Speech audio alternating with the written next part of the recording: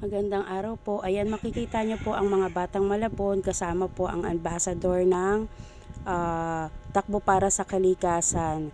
Fire Element. This May 5, gaganapin po siya sa CCP. Please support po ang Takbo para sa Kalikasan. Ayan po. Kami po ang mga Batang Malabon. Yang mga bata na yan ay sumusuporta sa advocacy po nila. Ayan, makikita nyo po ang mga trophy. Nung last time na sumali po yung anak ko, 4 elements po siya. Yan. Kaso po 3 lang po yung nasalihan po niya. Yan. Please support po para po sa ating kalikasan na mapaayos po.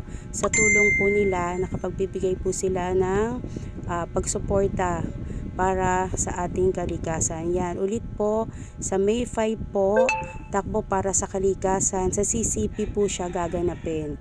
See you po doon. Maraming salamat po.